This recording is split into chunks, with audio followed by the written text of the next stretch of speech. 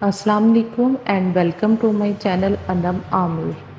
زندہ رہنے کے لیے ہم لوگ عمر بھر تکلیفیں برداشت کرتے رہتے ہیں مگر زندہ پھر بھی نہیں رہتے۔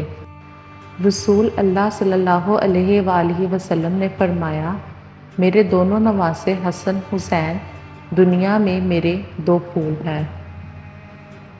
جو تمہاری قدر نہیں کرتا تم اس کی اور بھی زیادہ قدر کرو، کیونکہ زندگی کے کسی بھی موڑ پر اسے تمہاری قدر کا احساس ضرور ہوگا۔ گفتگو سے سمجھ بوجھ میں اضافہ ہوتا ہے، لیکن تنہائی وہ مدرسہ ہے جہاں عظیم ذہن بنتے ہیں۔ جتنا بڑا امتحان تھا اتنا ہی بڑا خاندان منتخب ہوا تھا۔ اہل بیت شہدائے کربلا پر لاکھوں درود و سلام۔ جب آپ رب سے محبت کرتے ہیں تو وہ آپ کے دلوں میں انہی لوگوں کو بسنے دیتا ہے جو آپ کی محبت کے اہل ہوں۔ ٹوٹا ہوا دل خدا کی توجہ کھینچتا ہے، خوش نصیب ہے وہ روح جو خدا کے لیے روتی ہے۔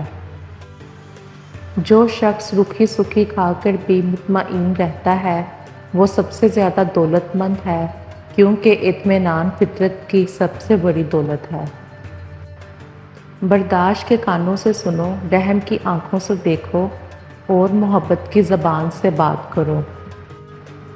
اگر دنیا فتح کرنا چاہتے ہو تو اپنا لہجہ دھیما رکھو، کیونکہ لہجے کا اثر تلوار سے بھی زیادہ ہوتا ہے۔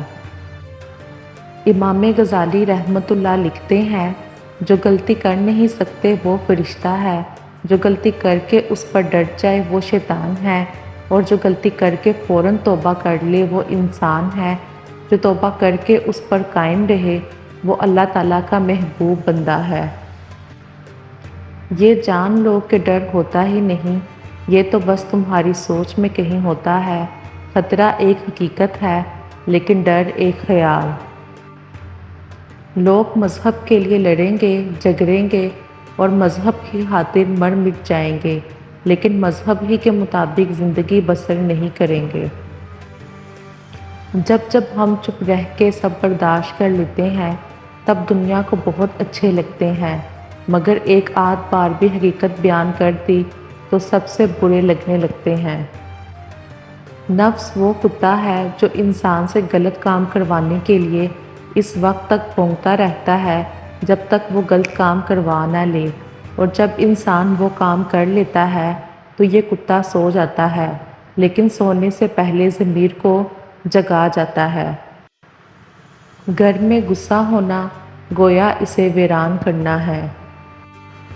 سہنے والوں کو اگر صبر آ جائے تو کہنے والوں کی اوقات دو کوڑی کی رہ جاتی ہے۔ بیکار بولنے سے منہ بند رکھنا بہت بہتر ہے۔ خاموش رہو، صرف خدا ہی تمہارے دل کا بوجھ ہلکا کر سکتا ہے۔